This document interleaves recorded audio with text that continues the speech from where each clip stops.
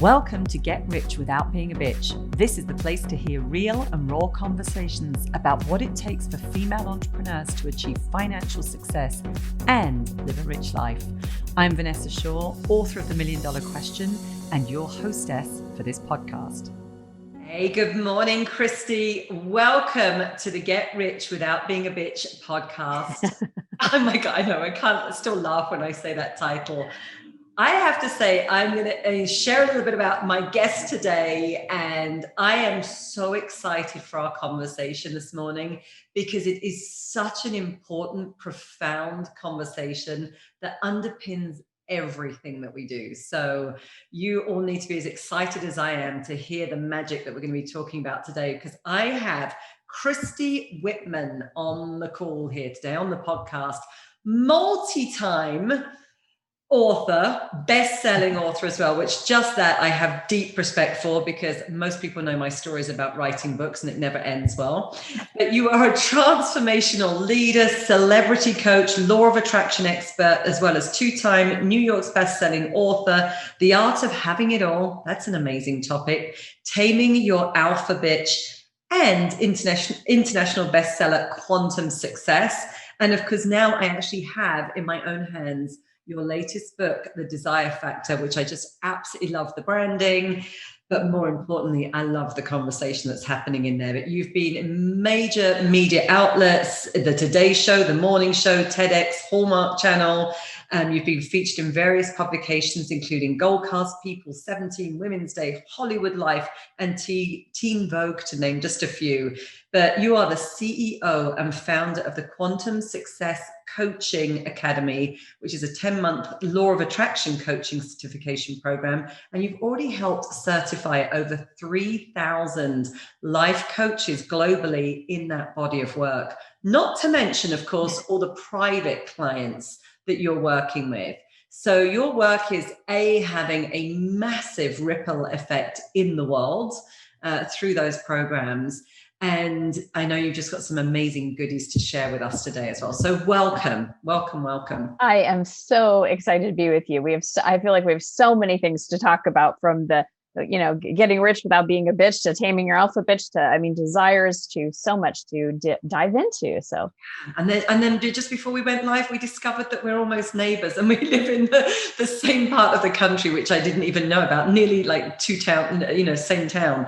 So let's dive in. The desire factor. What was your desire behind writing the book in the first place? Why that book? Yeah. So all of my books, and it's been like this with my 7 books that I've written, and this was what started my journey 20 years ago. All of my books just come through me and in an effort to teach me what I need to understand and know. And it literally channels. And so with this book, it was really interesting. I was on a cruise ship in the middle of the Mediterranean, first class, everything. 5-star, right? It was just amazing. And I had gifted my mom and my dad and my husband and my 2 boys. The company paid for this amazing trip for them. And when we had one day, we were in Venice, and Venice was special to me because several years before that, I want to say it was about 7 or 8 years before that, my mom and dad and my husband, who was my boyfriend at the time, we all went on a 2-week trip to Italy and spent 3 days in Venice. And when we got to Venice, this was the first time that I saw like high-end designer purses and clothes. And so I went into Venice, and if you've ever been to Venice, Capri is a lot like that. It was just like Dolce & Gabbana and Dior and Chanel and Fendi. It just went on and on and on. And I've always had an affinity for fashion, and I've always loved that since I was a little girl. So I was like, oh my gosh, I died, went to heaven, right? And my boyfriend, who is now my husband, at the time said to me, I don't think I can afford you, because he saw how excited I got about these purses, right? And I told him then, and you have to know the timing of this, I had just started my coaching business going full time. I had been coaching for many years, but I was working for corporate America. So I had just literally stepped off to start my own business, and we had already had this trip planned. And so for me to buy anything for myself in any of these stores at that particular time, I didn't say to myself, oh, well, I can't afford this stuff. This, it'd be materialistic if I wanted it, or, it's wrong to desire that. I said to myself, you know what, someday I'm going to come back to Venice with you, and I'm going to go in any one of these shops, and out of a space of freedom, not a have to, if I desire anything in here, a purse that kind of tickles me that I like, then I'm going to get it. So fast forward, here I am on the cruise ship. My parents are there, family, everything. And we went to Venice for the day, it was about a day and a half, had the most beautiful moments with my mom and my kids in the morning. And then they went back on the ship, and my husband and I went through the stores with that feeling of just total freedom, that I could buy whatever I want, as a symbol of success. Yes. Right. And how far I had come. Yes. Because I certainly wasn't in that place when I went there before. Now I was. And I remember going into several of the stores looking at things, and I went into Dolce & Gabbana, and I found the most adorable purse. And I thought, that's it. And it was even cheaper than the other ones that I saw, but that's the one that is that symbol of success. So here I am, I'm back on the ship, and I'm unwrapping the purse, and I'm admiring it, going, wow, this literally is a symbol of what I said I was going to do. My desire, to have a multinational coaching business and multi-million dollar and all this success and all the impact, like that ripple effect you were talking about. That's what that represented for me as a human being. And as soon as I was admiring it, a voice said, that is so materialistic. Mm. I was like, who is that? Where's that voice come from? Who asked you? Right? And like, who are you? And it was my sister's voice, a very imprinted conditioning thing that I had. Now, my sister's been gone for 25 years. She committed suicide. And I've gone through a big healing on that, and a lot of teaching on that. But for most of my life, I remember being a little girl, we would dress up for Easter, right? And I would wear the little dress with the hat and the gloves, and I had the little purse. I just loved dressing up. It was so much fun. And she would scoff at me like, because that wasn't her thing, but she made it wrong for me. And so in that moment, holding this thing that was such a symbol of success, hearing that that's so materialistic, I went, how is that? It's a material thing, yes, but how is that bad? Look who I became in the process. And then it came, the kind of like, it feels like a knock on the door or a tap on the shoulder. I grabbed my pen and just started writing, and the words, the desire factor, just came across, and I just started writing and writing. And then interestingly enough, that channeling that stopped, and I paused it for a while.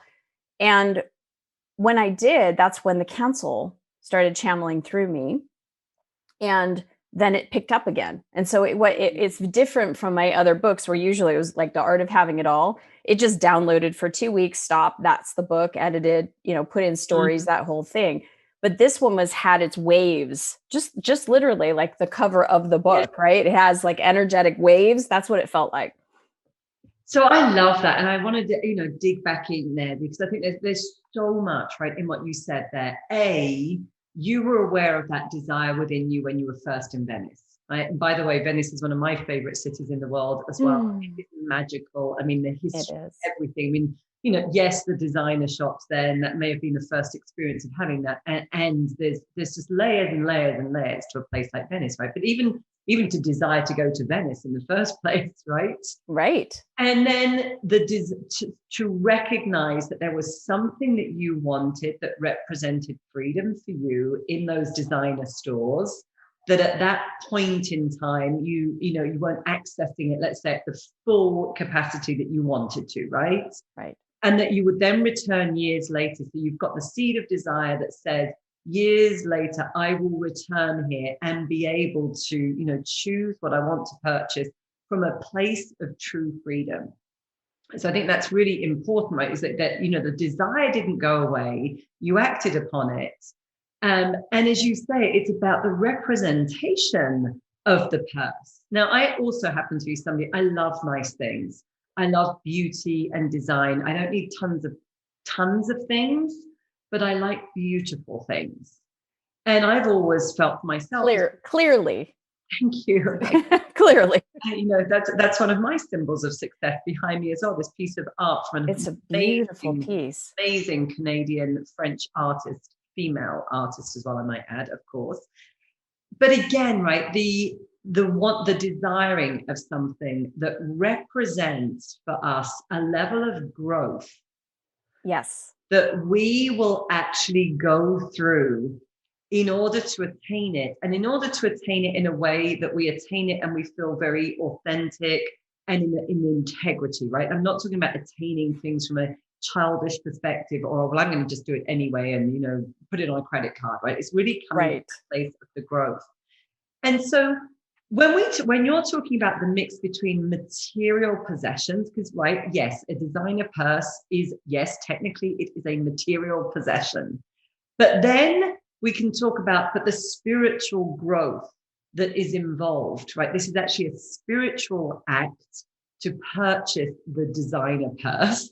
Mm-hmm. Tell me more about what you mean about the spiritual component of that, because I think there's such a miscommunication and misunderstanding that you're either materialistic, and that's certainly something that I would have grown up with and would have had that named, you're being materialistic, or you're spiritual, but you can't be both.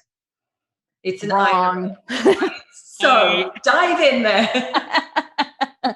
I love that. Well, let's just talk about material for a second. Let's look at it broad spectrum. An apple is material. It's a material form, right? And we were all taught from very early on that in the Bible, it was Adam and Eve. And then there was this material thing called an apple. And let's just face it, damn the bitch, because she's the one that ate the apple, right? Mm-hmm. Now, last thing I ever remember is, you and I live in a place that has snakes. I've never seen a snake talk. I never have. Have you ever been tempted by a snake to? No. Yeah. No, never. Nobody I ever checked in with ever talked to a snake that, lulled us into wanting an apple or a purse or any of these kind of things, right? Mm. So we're told this story of Adam and Eve just messed it up for everybody, right? We were all kicked out of the Garden of Eden. Mm. So it goes back to stories like that. Mm. And we haven't updated our stories. I mean, when you think about it, just the way we listen to music, right? I was born in the 70s. I was born in 1970. And, I had 8 tracks, and then it went to, and then you had the big records, and then it went to the little ones. And then we moved into, the CD, right? Now CDs are obsolete now. It's like everything's downloaded. Even our music has evolved. Those stories have remained the same and energetically have imprinted us that doing that, reaching for the apple, is wrong. And so now as it equates, and, if someone wants to have pretty things, well, how do you get pretty things? You have to buy them. You have to get them. You have to earn and do something of value to earn money to then buy the things that you want, whether it's an apple or a high-end purse. And long before you and I were born, everybody agreed that we have this medium of exchange called money. Mm. But yet in the Bible, which is the spiritual religious works that we have back there telling the story of Adam and Eve, it also says in that Bible, it's the love of money that's the root of all evil. So let's really mess up people, because I need money to buy stuff. And yet it says there in the text, I'm not supposed to love money, right? And I'll say this, spiritual people understand is that having money is not the end all be all. It's the feeling that the money gives. It's the freedom, the security, it's the choices, the options. It's the, you get to be free to walk into a store if you want to, or to give generously to a nonprofit or a charity. I mean, there's so many ways, but if we close off, we're closing off to be able to also give. And what are we closing off to? Everything is energy. We know this from science and quantum physics, that everything is energy. In order to create any type of form, you have to have energy. In order for me to become that person that, wasn't ready to buy that purse to the person that was and could go there and freely feel it, I had to evolve. I had to become, I had to expand into the energy of that person versus the person I was. Absolutely. And that was a spiritual process. That was me releasing pain points of limitation and lack, to then I can move more into abundance and then hold that energetic space and then do it again and do it again, and to continue to expand. The expansion that I'm feeling is connection with my divine and is connection with light. So that is spiritual. The energy is spirit. Yeah. And so if all forms are created first with energy and spirit, when you think about it, that Dolce & Gabbana purse was an inspiration to one of the designers, and they then created it into a form. That took creativity. Totally. And it was their desire as well, right? It was their desire come through them, however that landed, but it was their desire to create something of beauty in the world so that somebody else could actually benefit from it and enjoy it. Yes. Right?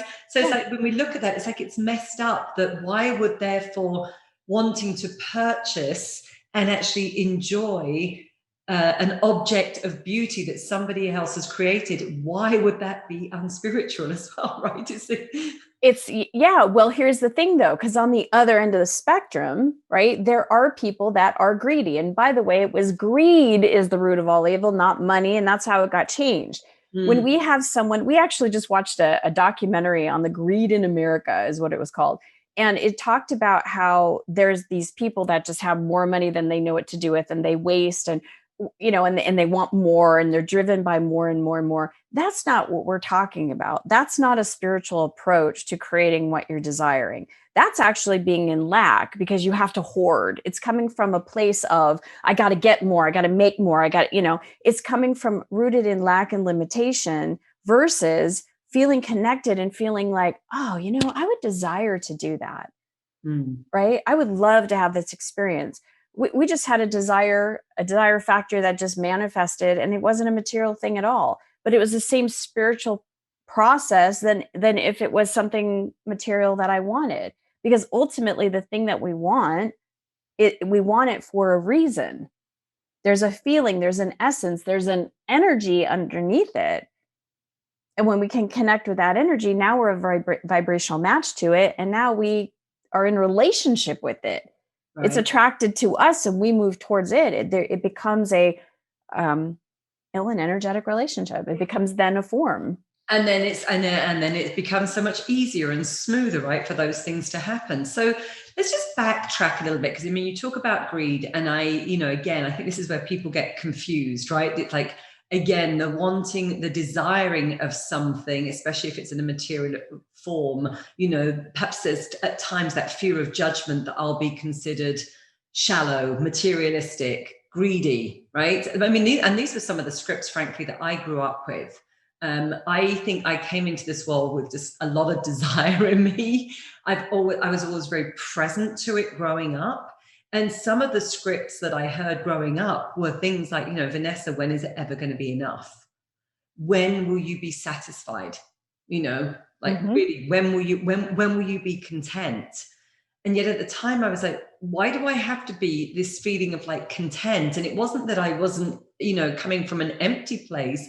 I was just seeing that there was a lot of opportunity in the world, and there were dreams, and there were people that lived differently. And I wanted that for myself. Yes. But in a way that puts me, or certainly put me, before I started to do a lot more deeper personal work on myself before my journey, into a place of denying my desires. Yes, right? Exactly. And so, well, they've got to be wrong. Other people don't seem to have them, because these were not conversations that I was in back then. And it really came to a place where I would just kind of deny, right, those desires and push them down. And of course, push them down. Typically, we can go into a dysfunctional place with that as well, because anything we're denying can tend to rule us, right? It can, actually take over and or manifest itself in unhealthy ways. But also, one of the things that I started to go through was kind of unpacking different desires, right? Yes. So yes, we can talk about all of these desires, but there's desires of the ego, there's desires of self-expression, there's desires of contribution. There are desires that we have inside of us that frankly just aren't going away. You know, one of mine was around making a difference in the world through business, through entrepreneurship. It had no founding whatsoever in anything rational. I did not come from a family of business owners. I didn't know any other entrepreneurs, yet I knew I wanted to run my own business, make a big impact, and the work had to make a positive difference in the world. And Christy, I knew that from a very young age, like I'm talking 9 or 10. Well, that's your divine. That's what people don't understand, is that when it feels like an expansive desire, it's coming from your divine. When it feels like a desire of, I got to get this so I can impress other people, or that I could get love, or that, so I could prove my worth, that's not coming from the divine, right? It is some would say maybe shallow, maybe coming from your imprint, from your pain points. But even those desires, if you're wanting to, get something because you want to impress something, what happens is you get it and you're like, well, that didn't do it. Yeah. And then you go, well, wait a minute, if that didn't do it, what does it? And then you start asking the questions of what actually will satisfy you. I just wanted to bring up something, what you were saying, because it's like understanding that the law of sufficiency and abundance is like a spectrum.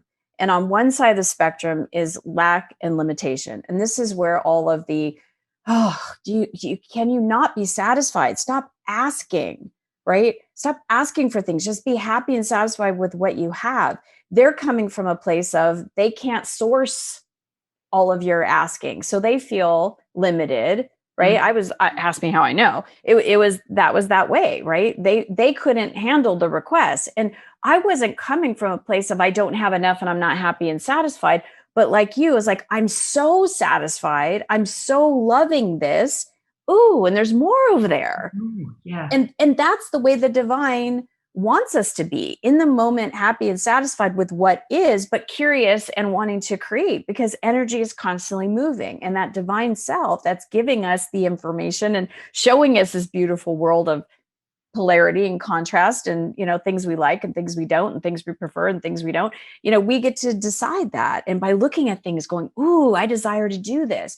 But those deep desires of wanting to have impact and creating change, and that is a soul desire. And you can't deny those, because that's suffering. When you deny it, it's suffering. And I went through that. I mean, that's a big part of my story was denying that, right? As I said, I was aware of that from a young age, and I went on to get married, and I had my kids, and I supported my husband in his global career when we were living in Switzerland. And I had buried all of those desires. And I wasn't unhappy. I think this is the other thing I want people to know, especially people that are in a place where they're still in a good place.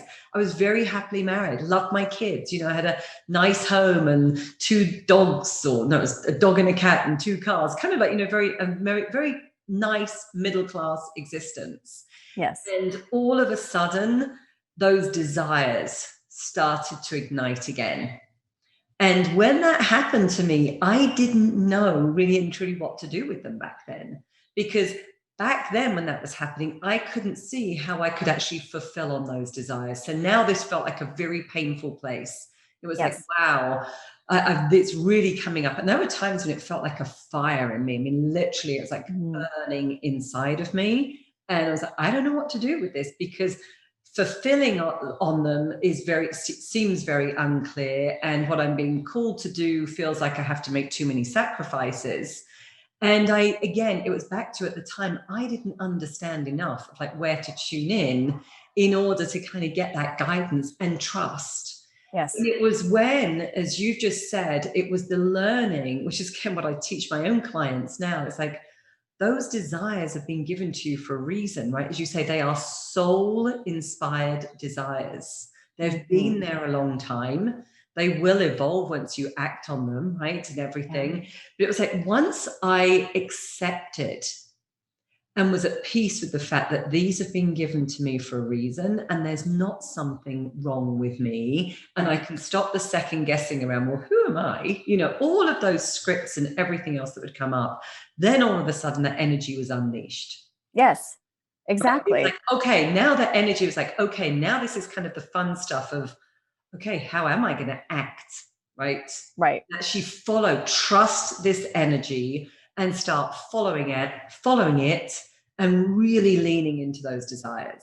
Absolutely. That happened to me too. It was one of those things. I was married, I had my dream home, lots of money. I was a pharmaceutical rep, I had lots of success, but I had that and I didn't know what that calling, that moving forward was all about, but what it showed up in my reality, it's like, hey, people look at me and go, she's got it all, right? Health and my body, just I had it all when you think about having it all, at least in my definition. Yet I felt that nagging, that I wasn't on purpose and I didn't feel passionate about what I did for a career, Mm-hmm. right? I could still do it, but it just didn't feel. And then it started to feel like it was literally the minute I'd step out of my house to go to work, and I was going to physicians' offices. I was a pharmaceutical rep, so I left the house. But the minute I did, and I got in my car, I felt drained because I Mm-hmm. knew what I was off to go do.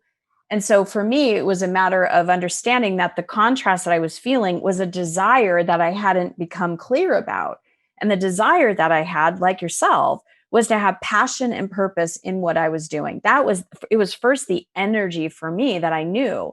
And so I started to cultivate what it felt like. It's the principle I talk about in the desire factor, the principle of having.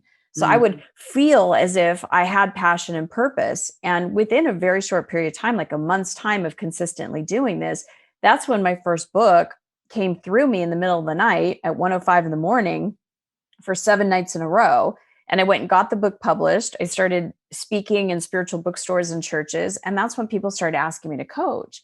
And then I was like, I don't know. I didn't know anything about coaching. This is 20 Mm-hmm. years ago, right? Mm-hmm. And for me, it was like reference was cheerleading coach or like a football coach. And so people started calling me on the phone, and I was just telling them when I was learning about these universal laws and about energy and about shifting, from lack to abundance. And they were doing that and then emailing me or calling me back going, oh my gosh, this has happened. And they were getting outrageous results.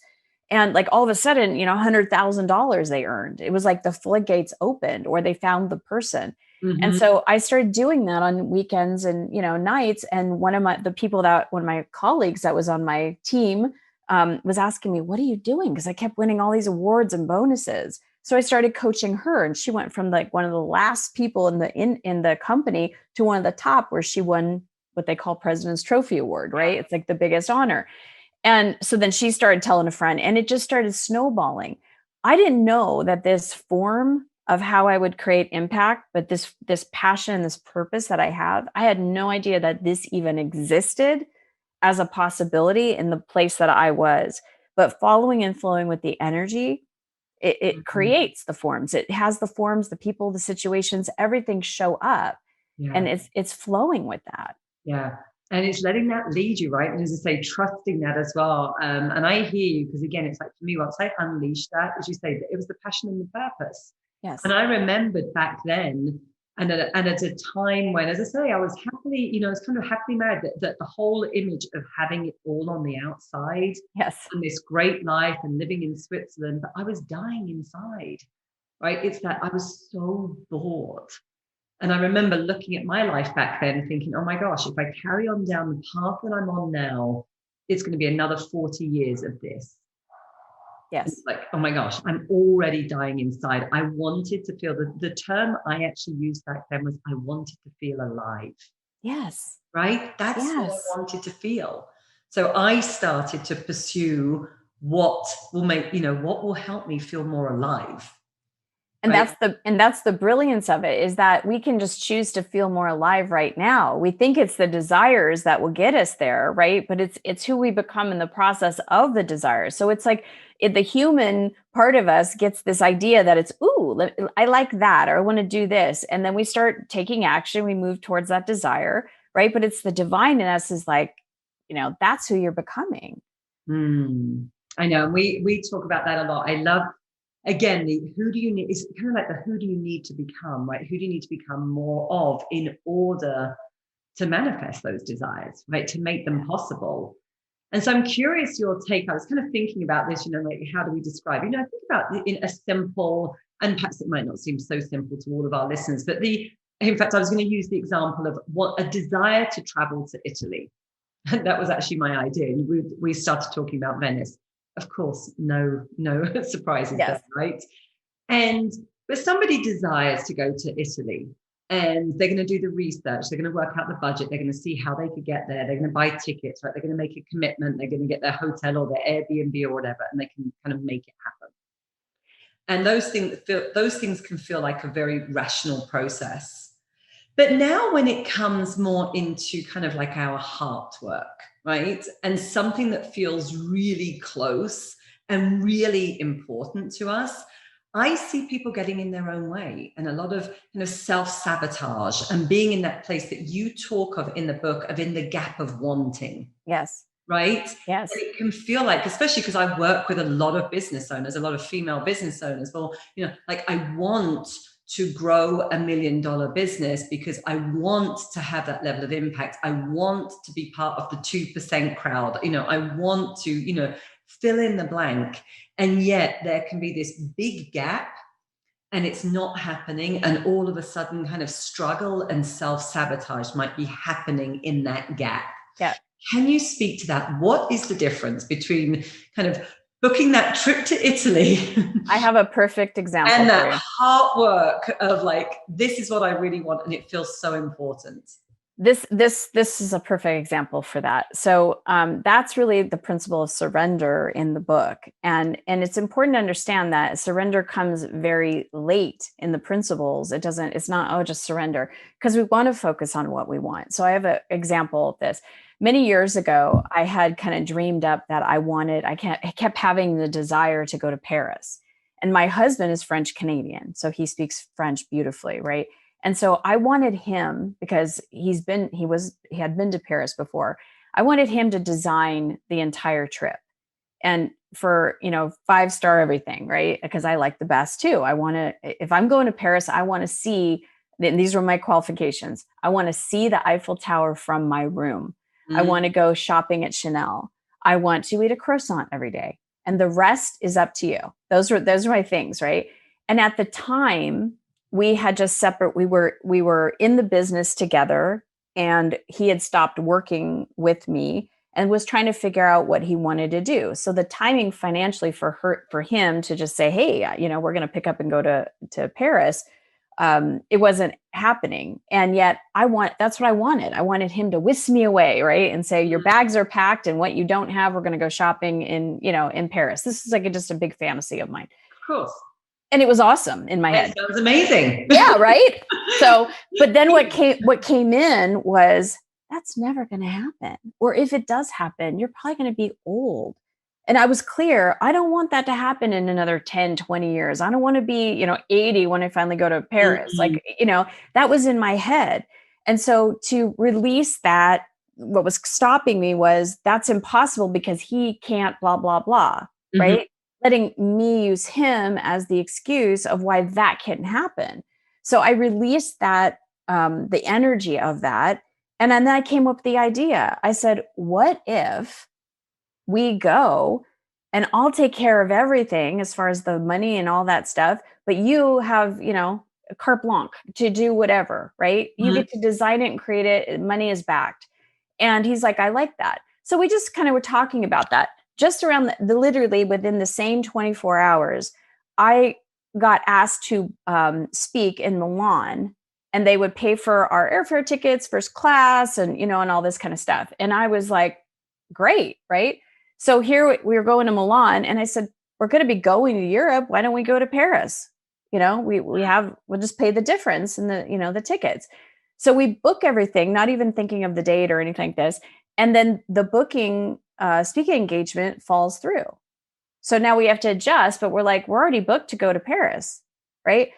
It happened to be, we were leaving for Paris on our 10-year wedding anniversary, and neither one of us even realized it. I love that. We fly first class there. We're literally laying in this room. It was the most beautiful hotel. I not only had a view of the Eiffel Tower, I had the view of the Eiffel Tower. And I'm laying in bed, we're both tired. And all of a sudden the thing starts sparkling at night. I didn't know it did that. I was like, oh my gosh. And then there was fireworks because they were filming a movie for Netflix. in the shape of hearts. This is like our 10-year my anniversary. gosh. It was like, it kept getting better and better. Right. And he was teasing like, yeah, I did that. But he took us to these amazing, places like these, what's it called? Castles. And we had heard, like, just before we were going to Paris, we were at a concert for Joan Jett, because I love rock and roll music. And I had heard that the Rolling Stones were going to be in Europe, right? And I'm like, can you imagine if they're there the week we were there? He ended up buying tickets, great seats for the Rolling Stones. So we got to see the Rolling Stones in Paris. I went on like a pretty woman shopping spree, not at Chanel, but at this, local designer. It was I ate croissants every day. I did not end up getting Chanel purse, but I got a Fendi wallet. We just had so much fun just being the two of us and being romantic. And it was not something that we actually went out and did. It was just, we allowed the desire itself to literally fulfill itself in a way that it felt even beyond our control. It was just so magical. And it's magical, listening to this, exactly what I was going to say. It's like, it feels magical, right? The process of it. Yes. And yet what there was in there was that, as you say, that noticing of expressing the desire initially, right? Yes. And then noticing that voice that comes in, the doubter, the one that doesn't believe, right? And I think you talk about that in your book around that law of expectation. Yes. I was thinking about this for myself. Well, when I book a trip to wherever it might be in the world, we love to travel as well. I'm always expecting it to happen. The only time this has ever been questionable was just recently now with COVID, right? Which is a global pandemic. But I have always expected it. Like, I've set out, we're going to do this, we're going to go, and I expect it to happen. And because I expect it to happen, I am now acting as if. Right? Yes, I'm exactly. in alignment, and I'm taking the steps, and I'm taking the actions, and I'm anticipating, as you say, like the gorgeous, croissant on a French boulevard in the morning, or, putting my feet in the Mediterranean, or the Greek salad in Mykonos, or whatever it is. I'm already anticipating and savoring and experiencing all of that ahead of time. And then it happens magically. Right. But all of that doesn't come if you're not open to your desires. That's the point. All these, we could, I can taste the salad in Mykonos because I've been there, and I probably didn't have the same salad in the same place, but it's like that. You just mentioned that experience, and I'm like, yes, that was a desire to go to Greece. That was a desire to travel with my kids when they were young and go on fabulous cruises and do these kind of things, because I had that desire. If I hadn't had that desire, we wouldn't have had those experiences. So how is that bad or materialistic? I'm a spiritual being in this physical body, in this material world. And if I'm going to drive a car from point A to point B, I want to drive the car that tickles my toes, right? I want to live in a house that I feel like, this is so beautiful. Right? I want to do something in the world that when I do it, it creates change or impact. It affects someone in a positive way, right? It's like, these are deep desires, and all of them are a mix between the spiritual and the material. They're both and, because we are both and. Yes. And I would say the other thing of that is they're all relational, right? As well. I mean, that's the other thing. All of those things are happening in relationship to other people in the world.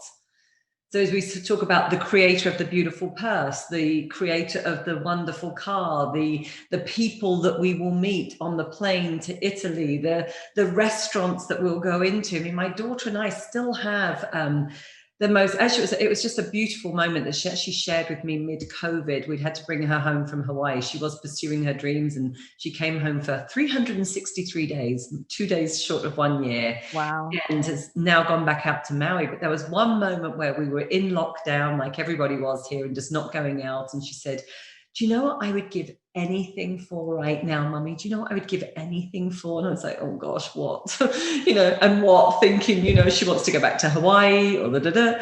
And she said, I would give anything right now for you and I to be transported back to that lunch spot in Mykonos last year, where we had that amazing paella, and we'd swum in the, in the Mediterranean beforehand, and this little divey place.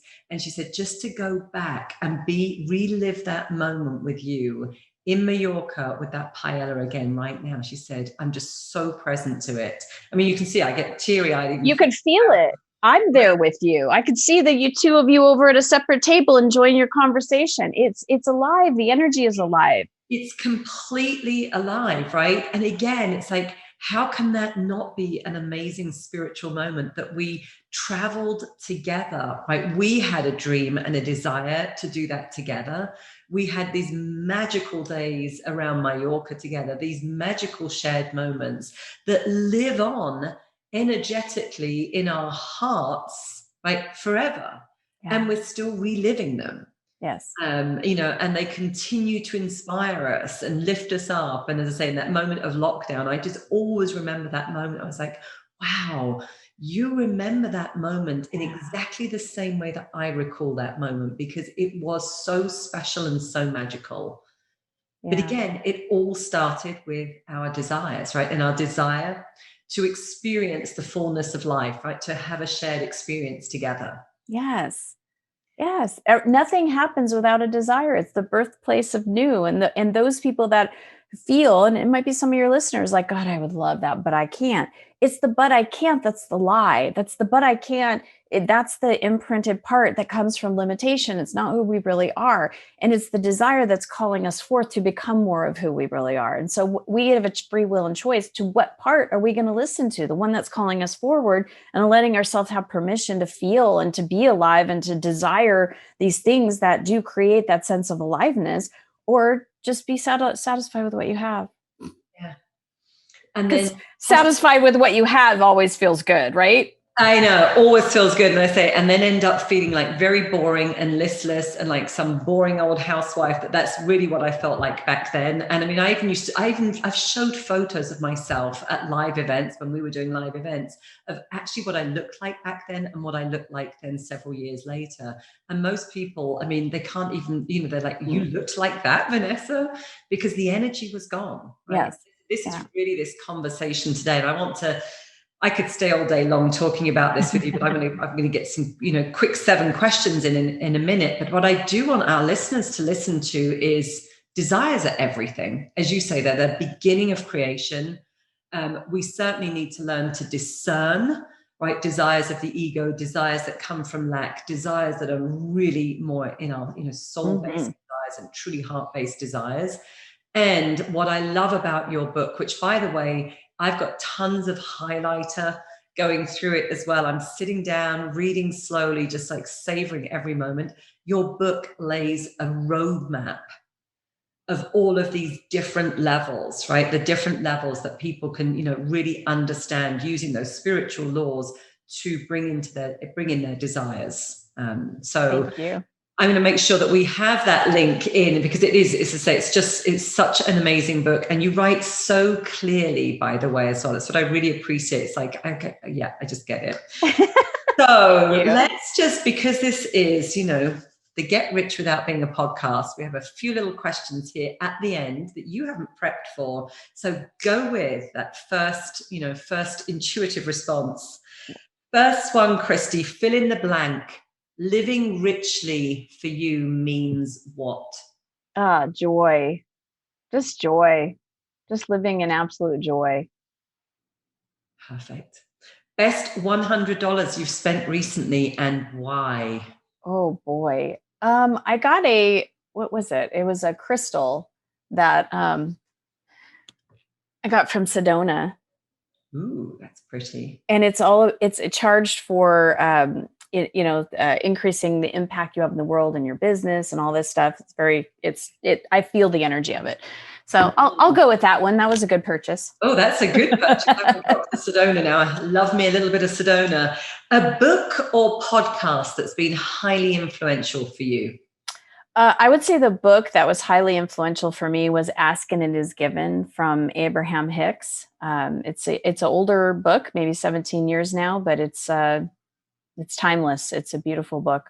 I was just going to say, that's a classic. The work of Abraham Hicks, absolutely timeless. Yeah. I couldn't agree more. you feel the calling to your next level of leadership and impact, and all of a sudden you're feeling scared. What's the next thing you do? I call my coach, I call my mentor, process the energy of fear. I connect it with the council, I meditate. I go inward before I go outward. I think that's always a really good thing to go inwards, right? Otherwise, we can start projecting and creating Yes. a load of mess outside. Yes. Absolutely. Something that today you wish you were better at. The piano. Oh, Because, I was just saying this today. I had a piano. I had a lot of potential as a, person that played the piano. And my mom, being very much in scarcity, the piano instructor said, "You guys got to get her a piano so she can practice more." So my parents, bought a piano, and it came with a lot of guilt. You will play, and you will this, and it didn't feel good anymore. And then if I wasn't playing it, she's like, "We bought you that piano," and it was very just, it kind of ruined it. And so I use that as an excuse when I stopped playing the piano as a rebellious act towards my mom. But what I realized was I really loved playing the piano. And so I have decided to, I'm going to get the piano that I had when I was a kid, because my parents are moving into adult facility, and I'm going to take it and I'm going to start playing the piano again. So the piano. Love that. And it's a perfect example, though, of the energy that was around it, right? The whole shoulding and guilting and you must and obligation energy that's all around it kind of takes the joy out of it. Exactly. Not kind of, it does. It did. Yes. And then what's on your, normally I say bucket list, but I know full well that it's on your desire list. Yes. That you'd like to be achieving within the next 3 years? What's that kind of big desire that's out there?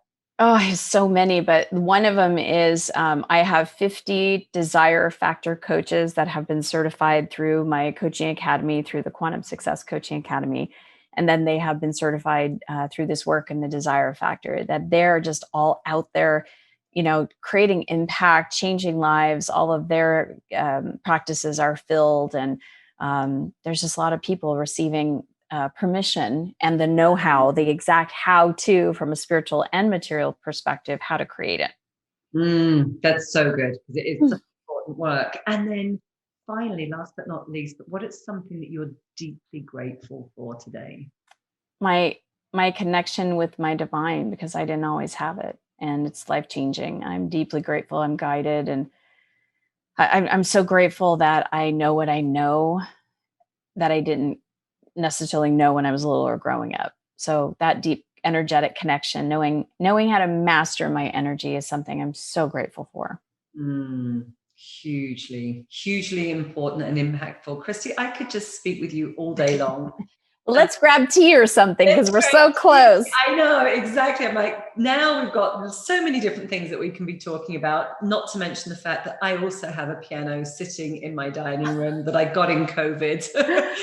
And I can't even play Three Blind Mice on it yet, but I want to find my joy of doing that. That's beautiful. Christy, honestly, from my heart to yours, thank you so much. And for our listeners as well, really dig in, tap in, tune into Christy's work. It is amazing work. It is the beginning of creation for everything that you want to create in your life and business. And as I say, I'm deeply grateful for this conversation today as well. So thank you, Christy. And I look forward to an evolving conversation too. Me too. Thank you for having me on the show and for all that you do, Vanessa.